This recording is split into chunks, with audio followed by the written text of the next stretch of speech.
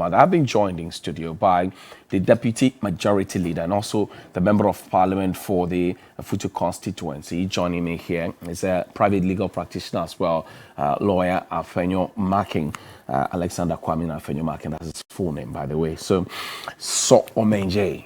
Omenjeba. You're doing very well. You brought it onto yourself. On what you mean? Hey, you are slanging it. More body. More body. Oh, what ponute? On Boato. Mumbato. Yeah, your people, they are happy with you. Oh, I see. By the grace. I saw the community center. I saw the hospital. I saw the one that's coming up in the name of the Honorable Mike Hammer. Yeah. I've seen a lot of stuff that you're doing. You're trying to build a whole city. Yes. Afenyo has a history, and for some time, we lost that glory. By the grace of God, I got onto the scene. The youngest to have the opportunity in the Fourth Republic. When I was coming in, people had their doubts.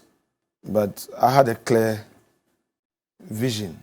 Having been an assemblyman and a presiding member, I understood the problems. Right. And I told myself, well, just to open the chance for future young men to be in service, I should go the extra mile.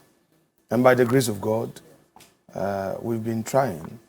At least we need to name projects after people who have made contributions to Afenyo's development in the area of academia, politics, trade, at the family level, chieftaincy and all that, and get everybody on board. Right. So, yes, the health center that was commissioned this week. Tuesday, that was it. Yes, right. Honorable Samuel Owusu-Adjei. Okay. And then the Warababa Health Center is going to be named after Honorable Michael. And why though? Why are you choosing your political opponent to name a project after him? We are looking at an inclusive approach. Okay. If we say want to lay a foundation for people to rally around, and we're talking about Unity Square, we are talking about Heritage Center. That's right. Then we should demonstrate something for people to know that you are in service, you are serving your community, and doesn't matter the political divide. So the ICT facility at the NVTI was named after Honorable Nico Miabe. Right. He was a PNDC secretary, a PNDC secretary for the community, district chief executive then. And then we have another project coming up after Honorable Ni Ephraim. We have Captain Ama Community Library at New Winneba. Okay. And then we have the first MP, 93, Dr. Atwaye Biakwa. We did a whole surgical block. He was a medical doctor at the Winneba Government Hospital. So a whole block has been named after him. And then we have Dr. Botri. He's not a politician. He's a medical doctor. He served the Winneba. All signs of the Winneba area. The question is, are you not putting pressure on the other parliamentarians who, for example, no, it's not about, may not have the wherewithal or may not have the connections to be able to get people to say, I want to come and support? Well, let's not talk about other parliamentarians. Let's not talk about putting pressure. Let's talk about Afenyo. Okay. I know the dynamics in Afenyo. What is the end game? I know in terms of the legacy, the future, what is the end game? You get into politics first knowing the dynamics of the area. You get into politics, you get elected, and you must roll out your vision. Right. For the time being, it is my considered view that I need to put in place public sector deliverables, social infrastructure as the honey to draw the ants closer, to get businesses moving. You remember my crusade on the UEW campus? That's right. The mainstay of that crusade was that people were not getting jobs. And we thought the university could provide that platform for entrepreneurs to tap into. I mean, they do a lot of procurement. And then we also felt that the university could also partner us to do social intervention programs like modern libraries and all that. But here we are. I would say that I lost that battle because the university sees itself as it being a Biafra republic. Autonomous. And if you want to talk, it's as though you want to politically interfere. So I've given up that battle. It's okay. But I believe that in the fullness of time, men of reason will now come to realize that Markin wasn't asking too much. So for instance, we say that university must have its corporate social responsibility program, that in a year you would want to support a project in the community. They have a zero. The whole UEW is zero. Then service delivery.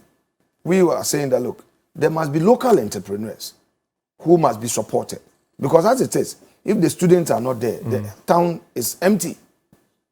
And if you have all the businessmen coming from outside and you cannot grow local industry, you don't create the opportunity for business to thrive. Because you come to Winneba, I say to you that there are no jobs. Really? The young men, your WhatsApp message, they come. We want factory. We want this. They have high expectations. You should have one district, one factory there. You should have one district, one factory. Well, we are focusing on service delivery, not the factory properly so-called. Okay. We believe that with the educational facility there, we can strategically position ourselves as a public sector infrastructure destination. Okay. Get a lot of public sector projects in there. Get people, population to grow. So the housing deficit is very critical. We are looking at it. Then draw in the tourism factor. So that is why if you go to the runabout, we have the reconciliation runabout, JB Dankwa and Kwame Nkrumah. We are telling the whole story. Okay. You drive into the city, you come and meet Unity Square, then down to Copa Junction, Osimpam Heritage Center. We have many more of these to do. I know. Well, you have done well. That's what I will say. And your people are happy with you. Well, by grace. So, the I'll come for some more Ifutu lessons. Well, the one who taught you, flies your Ifutu for you. I won't tell you who, by the way. I know, there's an Ifutu man here, I know. Let's get into Parliament. What are expectations for this year? Well, last year wasn't too good. We didn't end well. I'm sure this year we are determined to make it better. Engage each other more. Those brows and things that were on TV, I think where Ghana has gotten to, we don't have to create that impression of ourselves, especially in Parliament. We agree to disagree. And I think that the way to go is to tolerate each other. We've been in opposition before. There were serious matters that we disagreed, but we never went physical. And I believe that our colleagues on the other side will not repeat some of these things again, that going physical, trying to attack, whatever. There are a lot of tools available for you as a parliamentarian. Right. If you disagree, the rules book allow you to take certain steps. Again, you can also go to court to look at, strong points that you think that as a matter of law, the court should look into. That is the only way we can enrich our democracy, with respect. So we are engaging each other. And if you heard Mr. Speaker in his opening address to us, I think he set a tone, that to the extent that he says he takes responsibility as the head of the institution. Right. So, yes, what happened was not too good, but we look forward to... But what do you think brought about that confusion? Because we come to Parliament, we see in the lobby, you share meals, you share conversations, pleasantries and all of that. Your brothers call yourself bro, honorable and all of that. What could have sparked that? Well, I can't speak for those who initiated the brow. So I would say that in a democracy, you don't allow these things, or you don't proceed on that path to express your disagreement. As to why they did that, it is for them to answer. But I think that it was really needless. I mean, when we had issue earlier on, we walked out quietly. When we came back and we wanted to consider their budget, and they also had some disagreement, they walked out quietly. They didn't even come in.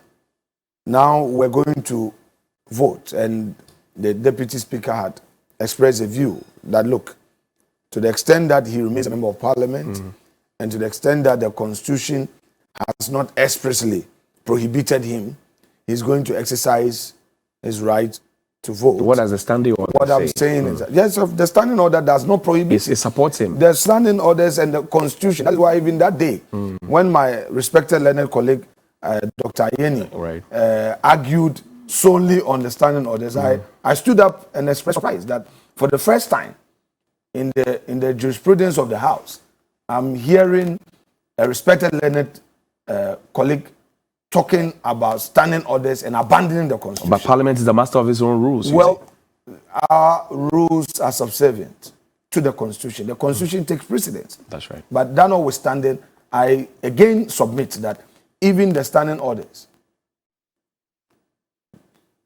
that book does not deny the first Deputy Speaker or a Deputy Speaker of his right to vote. Let's put that's a thorny subject. So, so for example, let's say that, yes, 2 days ago I interviewed the Honorable Haruna Idrisu. I've heard the first Deputy Speaker also make comments to suggest that you will all have to vote if you want that simple majority, for example, to pass, say, the e-levy. Honorable Haruna Idrisu insists that if you are in the chair and you, for example, do a head count or call for a division, which you called for the other time, then the person presiding cannot vote. That's the bone of contention. Bro, let's not belabor the point. The matter is at the Supreme Court. Let's wait. Right. I don't want to repeat myself. Okay. Let's wait for the court to verdict of the interpret. Supreme But I may have to refer you to Gojoga Adra. I did that case. You know, Article 94 2B has a list of some prohibitions. Right.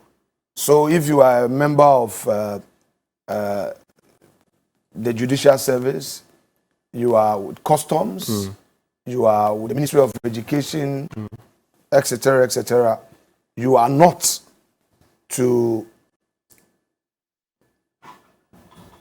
take partisan card or be in partisan politics and all that. At a point, I had my problem with that provision, that it seemed to limit any scope. So I went up to the Supreme Court for interpretation.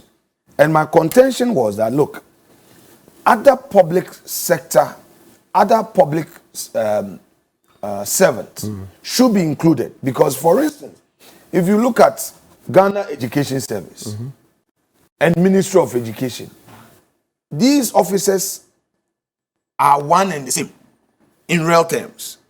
But if the Constitution makes mention of the Ministry of Education, right, and leaves out Ghana Education Service, then the Constitution is being discriminatory, and that all those should be included.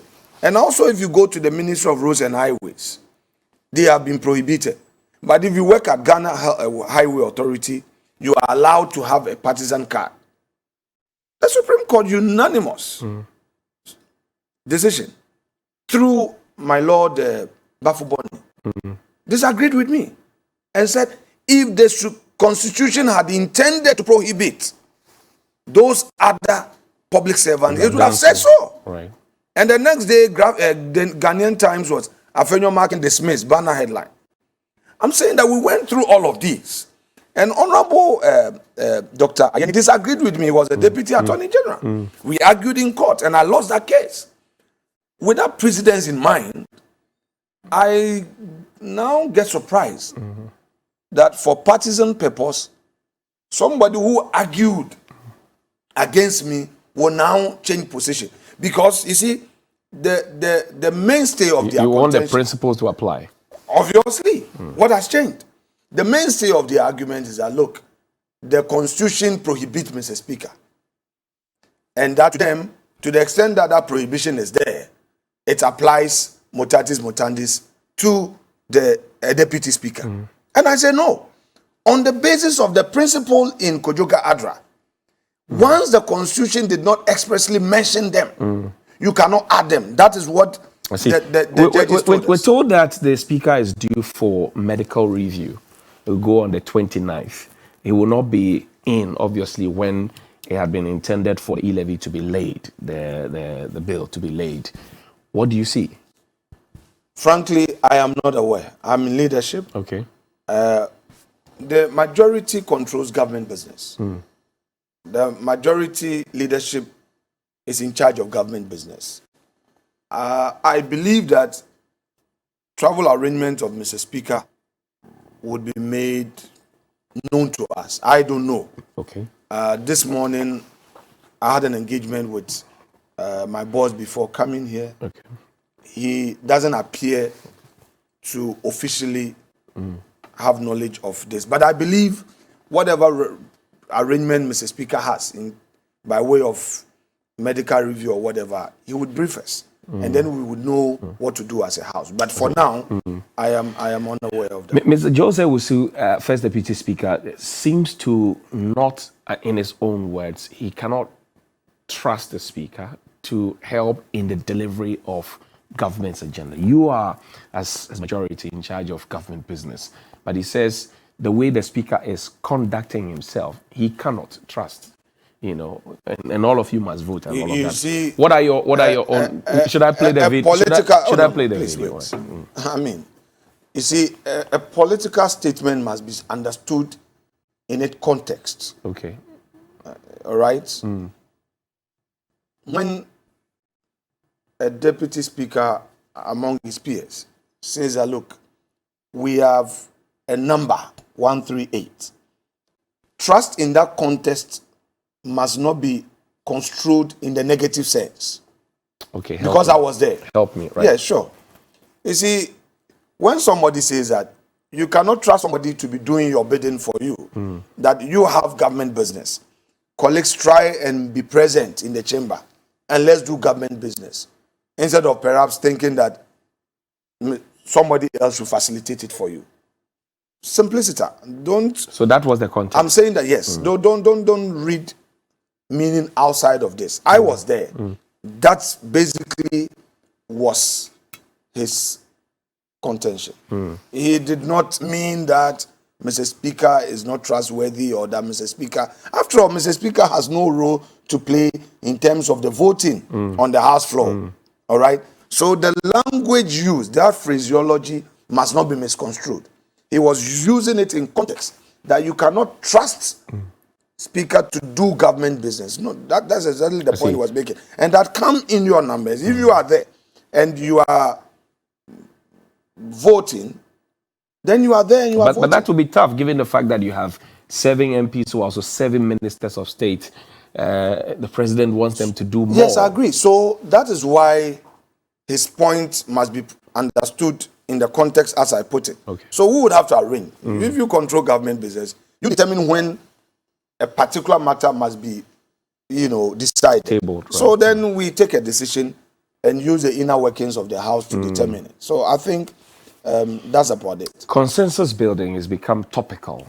Say, let's find the middle ground. Do you see that happening? Do you see that there's fertile ground for consensus to be built? Look, I have to be honest here. We've had the best of cooperation from our colleagues. We are a political class with our own ideologies. Okay. And Johnny, you should expect that we're also in competition. The NDC minority in parliament, with all due respect, they've done what they are supposed to do. I mean, because we've done a number of things by consensus. Okay. All right? A number of things. You should expect that on very sensitive matters, they will disagree. Me, my only problem I had with them was the brow, the physical, that people were attacking. But apart from that, what else do you expect opposition to do or minority to do? Because 2024 is just right there. All right? We are bringing e-levy. You know, first, they supported us to approve the budget. Right. The appropriation. The estimate. We did the, yes. Estimate, all of us participated. We finally did the appropriation. The committee brought a report by consensus, unanimous. On the House floor, by consensus, we approved the appropriation. Now it's gotten to the legislation, and that is where, again, I have a problem with them. You agree to e-levy as a policy, but you disagree with e-levy by way of legislation. Is that why the majority leader said it's already been passed? And that's why they are saying, well, then implement it. Well, but you need the enabling act. You need the law. Which they are refusing to partner. Well, so that is where I am coming to your point. That as a matter of principle, their party is of the view that no more taxation. Okay? That is their principle. Then at a point, they also came to realize that, look, government still needs money to do business. So they came out with this 1% that they will go with us if it is 1%. But they had to do 360, U-turn, because their constituents were like, hey, we want zero tolerance. So you realize that when we're building consensus and they were getting on board, they had their own internal problem that, look, you said no from day one, so there's nothing like even 1%. So remember that they checking out on the 1%. And we were at 1.75, and the finance minister engaged the telcos and got some deal there, and the telcos were ready to lower their charges, so we got some 0.25, meaning that the net effect of the 1.75 was now 1.5. But Haruna Idrisu insists that, look, for example, Vodafone wasn't charging anybody for that. MTN controls over 80% of the market. So that if you say that you're trying to take credit that belongs to the telcos, well, but it was negotiated. It was based on discussion. But anyway, we are now back to the e-levy. We are saying that two main things form the basis for the introduction of the e-levy are roads and job creation. Roads is a major concern. Johnny, here I want you to join the crusade. I've watched you. I've watched you. Sometimes our people disagree with you, but I mean, I understand some of your approach. I mean, sometimes we take a hard bite. It helps us as politicians. You have complained about roads. It's not easy. I'm a road fan. The number of Goro boys in the system moving around certificates. People have worked, they have to be paid. There's no money. Government is getting 6 million a month from road tolls. What can 6 million do? Sometimes we have money we can't disburse, 30 million. You don't know who to pay. So a new system is being introduced. A system that would allow for regular, sufficient, reliable inflow. Government has identified this as a low-hanging fruit.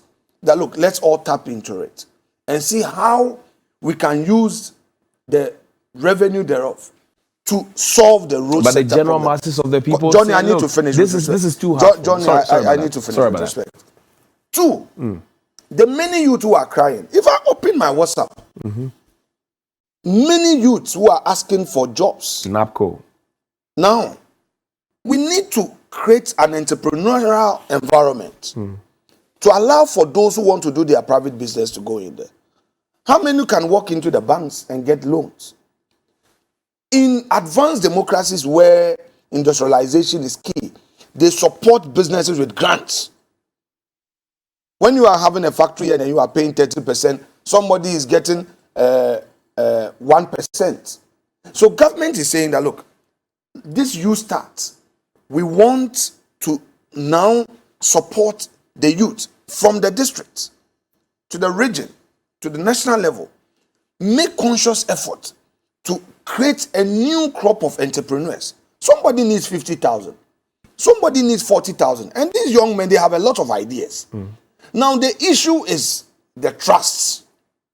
People are saying that, oh, can we trust government to utilize this and utilize it without unnecessary wastes in the system? So, for example, the Auditor General's report for 2020 so let's deal with we lost 12 billion. Let's deal with you acknowledge that at the retreat, and you said that, look, there's some mischief that's been played, but there are also genuine exactly. I mean, that very tax utilization and mobilization must be synchronized. So, Johnny, that is why you and I must move away from the attack on the political class and look at the construct holistically by dealing with system failures. But don't you think that, for example, an utterance by Honorable Dr. Stephen Amo, MP for Nshares, who said that we will pass it and they can't do anything and we are in government? I mean, he said that. Johnny, he said that. Johnny, he said that. I don't think you want to introduce. I'm sure you've seen the tape. John. There's something the posture, Afenyo, the posture John doesn't aid. John, can we make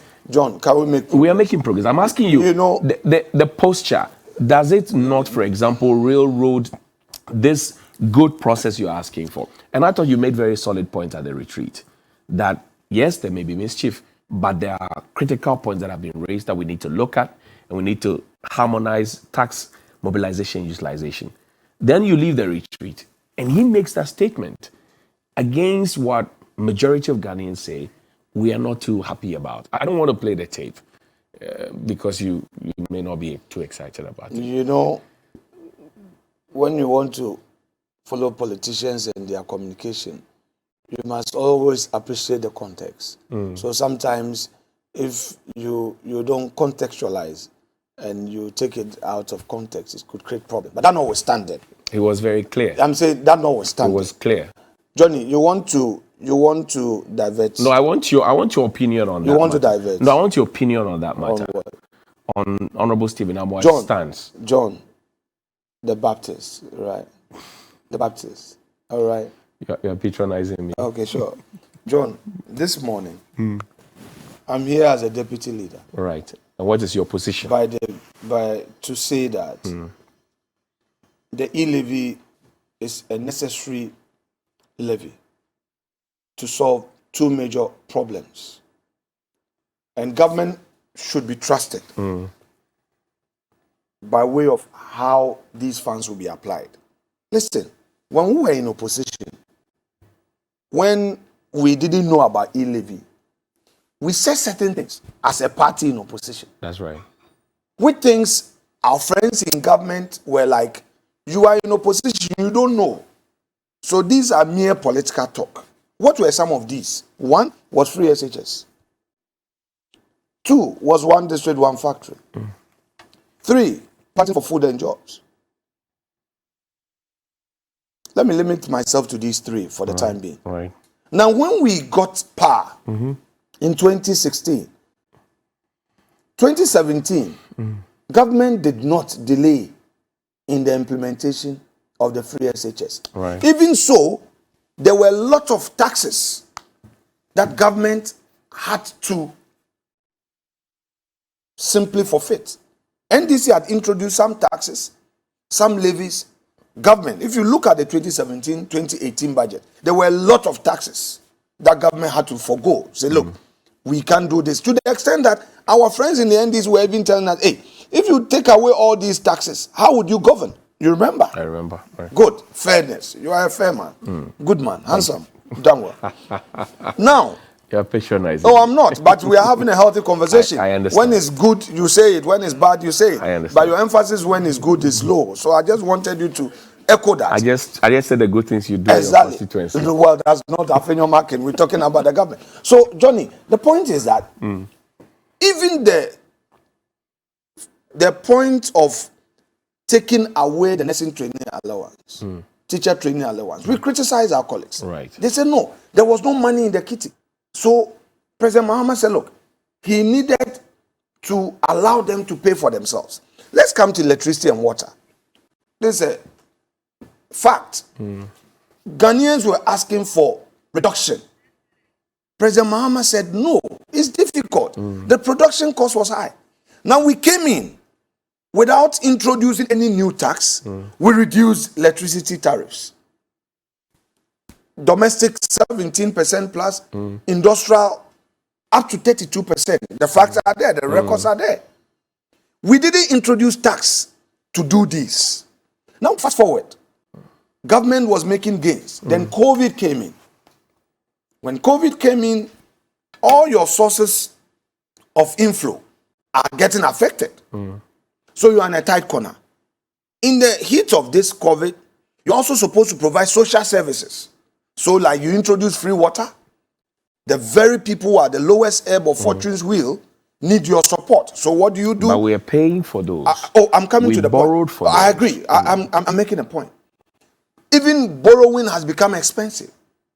The opposition in parliament says, look, government, you are getting to an unsustainable level. You can't be borrowing. Now Eurobond is very expensive. That's right. Okay? If you are not careful, some people are even saying that if care is not taken, you may have to go back to the IMF. And we know what it means when you go to the IMF. You freeze employment. It means that the situation is going to get worse. We know what happened to the NDC. So what government is saying is that in spite of all of this, Ghanaians, it's difficult to ask this. It's difficult to ask this. But please, trust me to put these monies to good use. We are in a difficult situation. We can't be borrowing. By the way, government has two sources of generating income, revenue. Domestic revenue. You get taxation, grants, loans. Right. Loans, grants, and whatnot, they are in one category. Taxation is another category. If you take more loans, you get criticized that if you are taxing to his burden, it's a huge burden on Ghanaians. So you are caught in between the devil and the deep but blue it's sea. a question of trust, like you're saying. So let's deal with that one. How do you propose So that I Ghanaians believe will trust you now? very well. Because, see, they're looking at how much you've borrowed, how much you've collected in taxes, and they say, we can't see what you say you have done with those for us. You know, Come on. I mean, it's Yes, word on the Johnny, street. Johnny. So now, how do you propose to engender that trust? Johnny, you see, may I say sometimes it's a communication. Okay. But today, Johnny, please do a documentary for me. Go to all the 47 NVTIs we have in this country. In Efutu, Winneba. We had our NVTI in 1980. From that day till Akufo-Addo came into office, no single infrastructure was ever added. Quote me. Now, Akufo-Addo today, they have 2 hostels completed. They have a new B&C workshop fully equipped. Come to Winneba and take pictures, take videos. They have a new office complex, fully furnished. I spoke to my good friend Oyine Japan. He said he didn't know that his own backyard, that was what was happening. So he has asked some people to go and take videos. That even in Fosu, the NVTI, fully equipped, new infrastructure. I'm saying this is across board. So you're saying there's evidence to show that you're using the money well. Of course. So then why are the people complaining? Well, I can't take that away from them as concerns that they have. Because some way, somehow, you can also see some leakages in the system. If you see Auditor General's reports, and there are complaints about waste, you have every cause to be They angry. say the president should stop traveling. The president should cut come down his on. expenses. The ruling class should show the people that they are also sacrificing. Cut your salaries. Article 71 holders, look at your emoluments again, your ex-gratia. These are demands that the people are making on the streets. Okay, thank you. Again, the impression is being created as though Article 71 is only the political class. The judiciary is part of Article 71. All right. DCE says part. I'm saying the judiciary is part of Article 71. That's right. All right?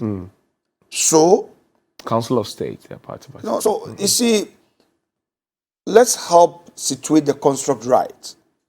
I agree that tightening of belts should start from the elite in society. I agree. I also agree that we must have verifiable systems in place to demonstrate that, look, we care and that those who are paying must not say that these people are taking us for granted. I agree. How do we do it? That is why you are there, Johnny. That is why you, when you do your criticism, when you do your videos, I won't get angry. Because you are pinching me. That's it up. So if all of us will come to that realization that the media, civil society, investigative journalists, to the extent that they are pointing out errors in society, they are pointing out the ills of society, we, the political class with the power to govern, must take advantage and say, let us correct the situation. So I think that we shouldn't overly say that, oh, things are generally wrong in the system. So because of that, we let the system, collapse. The minority, for example, is saying that, look, we have approved your budget in its entirety. Yes. Save the e-levy. You don't have an ally to help you activate your rights under the law to impose the e-levy. Yes. They say, look, that small chunk you're asking for will not solve all the problems you are listing. Yes. At least we have given you everything else you have added but the e-levy. So go with it. So we should look for money to finance the road sector, and then the Youth Start program, which means we should go and borrow. I beg to disagree. We are saying that let's internally generate. I think that it will be the biggest good news for our contractors, the biggest good news for our youth, if we start rolling this out and Ghanaians see that a contractor does not delay. And road contractors, the number of people they employ, all categories. Okay? The laborer, the artisan, the engineer, the technician, they employ all of these. And when they get the jobs, within the period, they take a lot of people out of their homes and give them jobs. So it means that if we are regularly paying those involved in that sector, our roads, yes, will be fixed, we'll be happy. People would have money in their pocket and they will be happy with government. It does appear that the consultations were not extensive. I remember that when I was in Parliament towards the latter part of last year, one of the reasons Mr. Kenoforiata had come to Parliament on the day the vote was supposed to be put was that he wanted some more time to consult. Yes, please. Now, even though it was against your practice where the leaders had to make their closing thoughts known and then the vote will be taken, a strong point was made from your side and he was allowed to speak. Yeah. Now, it does appear that during the Christmas and New Year holidays, time was not taken to make those consultations. In fact, yesterday, the mobile money operators were also raising concerns and saying that we have not been consulted as key stakeholders. I know that the majority is meeting the minority today. No, the finance minister. The finance minister is meeting the majority today. The minority. The minority. Why couldn't we do those consultations? No, and why now? And for example, what are we now going to discuss now that the cat is out of the bag? No, it can't be. In politics, you don't say never. You don't give up on the situation. You continue to engage. So yes, if it didn't happen yesterday and it's happening today, the value is the same. To the extent that you have shown good faith. And this afternoon, I'll be part of a team that will be going to Koforidua to further engage. Right. So, for the engagement process, we will not stop. Yes, it's also good for government to do this. If government has shut the doors and say, well, we don't care, then that's a different thing. But look at it. Even the percentage, and you followed my own opening remarks. I said that boldly to colleagues that from all we're hearing, Ghanaians expect some reduction. Right. Ghanaians expect some reduction. If you interview people, even our colleagues in Parliament, they think that we need it. Of course, they are not ready to share the political risk with us. I agree. Initially, they wanted to share the political risk, but they took a political decision that no, stay where you are. That's fine. Without consulting their constituents. Well, I don't want to. Well, but that is your job. You represent us. If you don't consult us before saying that you take a hard stance, it's problematic. For now, we are taking full political responsibility, and we are taking that risk. But we need to engage them. We need to explain to the people that just as we successfully rolled out free SHS.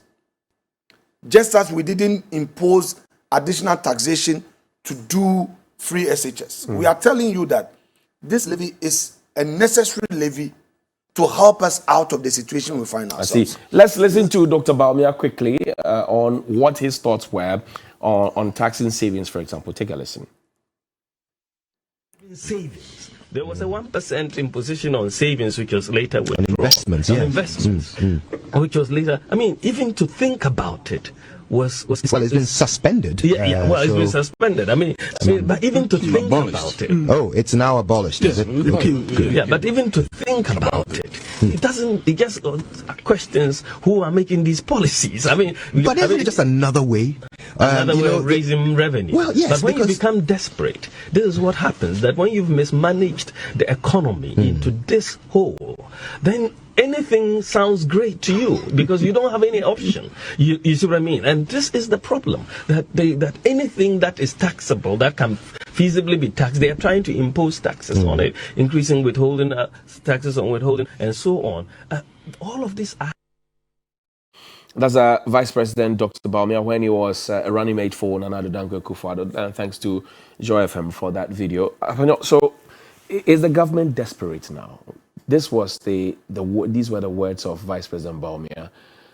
Is the government in a desperate place? Governments all over the world are facing a situation where they have to find a way of giving comfort to their people. Nobody expected COVID. Look at our growth. Proud to COVID. Something that has never ever been achieved before. And even the situation we find ourselves, inflation.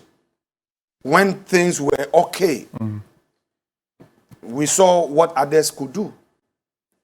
In the heat of all the happenings, government has managed to sustain all its social intervention programs. Not a single one of them has been cancelled. All right? What government is saying is that there is a choice out there to borrow or to generate revenue. Right. In all of this discussion, I don't think, Johnny, any of us would try to say that government doesn't need revenue. Where from the pressure to build social infrastructure, the pressure to build schools. We see videos of schools under trees. We see videos of children not having desks. In my own constituency, people send me videos of children not having laptops or desktops to learn ICT. All these things come at a cost. The e-levy is a levy that is non-discriminatory, that all of us who are patronizing electronic transactions should make a contribution. Now, I don't want to get into some comparison here. The kind of metaphor that Dr. Baumia was creating must not be misunderstood. At the time that our colleagues in the NDC were in government, and the kind of decisions that they were doing, and the kind of situation that they found themselves, and the discussions that were happening then, were very clear to him. Now look, you could do it better. Now, the NDC, tell us, can they tell us what their alternative is in all of these? Because, look, we don't just criticize for the sake of it. You are a government in waiting. You've been in power before. The NDC has had 8 years plus 8 years, 16 years. If you add PNDC, 19 years to it, they've had a great opportunity. But today, you cannot mention a single social intervention program that they introduced, implemented successfully. They have none. We have. And we are saying that we have challenges. They should tell us that in the heat of COVID, what different would they do? Because they say borrow locally.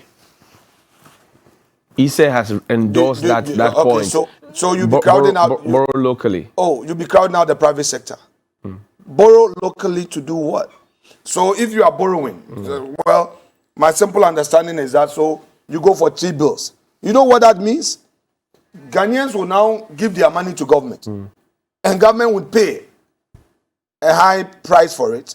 So there will be no business. So you'll be telling Johnny that, Johnny, if you have 50,000, go and buy treasury bill. Government is going to pay you 21%. Don't do a small poultry farm there. Don't get into farming. Don't give that money out to a sister who wants to do mobile money business or want to sell cards or wants to do provision store. But rather go and put it at the bank. Is that the new era we want to create for ourselves? I beg to disagree. Okay. I know that you have a 2 p.m. appointment today. We'll talk about that in wrapping up. But quickly, what's the business for today? The minority leader, sorry about that, had indicated to me that they would resist any effort to sneak the e-levy in. Now we know that it's been set for what, 1st February? Is that it? Or is it today? Johnny. Yes, sir. If I have to respond to every political statement made, I wouldn't be a good politician. All right? Some punchlines are there to bait, and some punchlines are traps. And I should know how certain politicians operate. So let's leave it there. If you had a chance to meet NAPCO beneficiaries this morning who have not been paid for about 5 months, what would you say to them? First, my empathy, and second, assure them that if you've been on a program for 2 years, a year, 3 years, and you've been paid all these months, and you have 5 months outstanding, then there's an issue. Have patience whilst government takes steps to resolve and get you paid. Because obviously, yes, I agree. They have every legitimate right to complain, and even so that the program is being terminated, they would have every cause to complain. But the hope for them is this you start, because not all our graduates can be absorbed in the public sector. So the hope for them is a you start.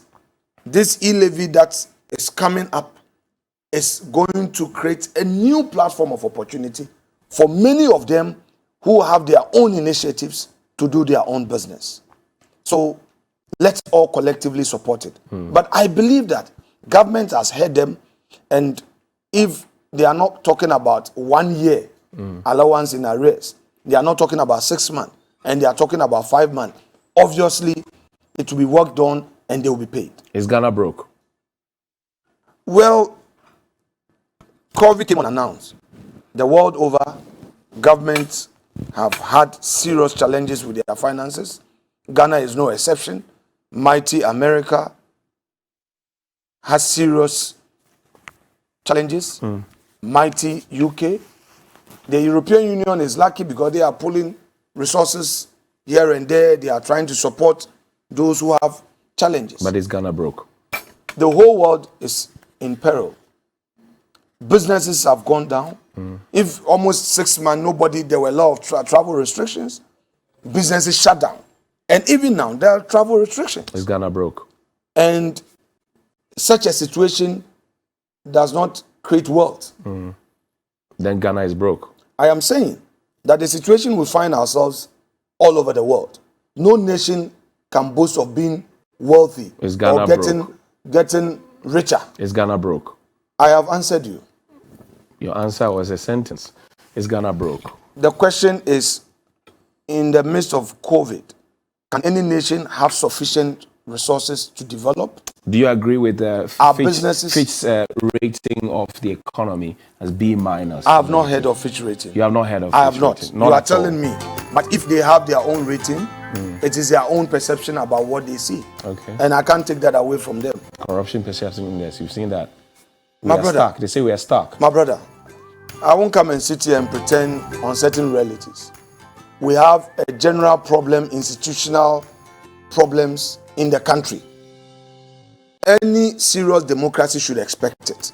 However, when these things come up, we don't have to pretend that they don't exist, but we must take steps, proactive steps, to work together to minimize, eradicate. So if somebody says that there is corruption, it's not for me to come and say, oh, there is no corruption just because I am in government. I should first listen to the person and ask him for the details. Yes, corruption perception index. Which areas did you concentrate on? Again, you and I know that anytime the word corruption is used, the first victim or the first culprit is the politician. All right? Right. So we have oversimplified it and we allow a lot of things to go away. You've been listening to PAC hearings, Public Account Committee hearings. Most of the things that come up, you know where they come from. Go and sin no more. So let us look at how to strengthen our institutions and continue to work at them to deal with issues of waste and to ensure that whatever resources that we get is not the politician alone who is in this governance structure. All of us But collectively. the buck stops with the politician, I agree. the leadership. I agree. That is why the heat must be on us. At the same time, let's look at the value chain and see how collectively we'll deal with it. I thank you very much. Alexander Afenyo Markin has been my guest. He's the Member of Parliament for the Futu constituency. He's also the Deputy Majority Leader in Ghana's Parliament. Johnny, thank you this for afternoon, 2 p.m., we'll be in Koforidua, right? Koforidua, please. right, for the town hall meeting. The MPP has a town hall meeting. We will listen and we will dissect, bisect, and trisect, hopefully. But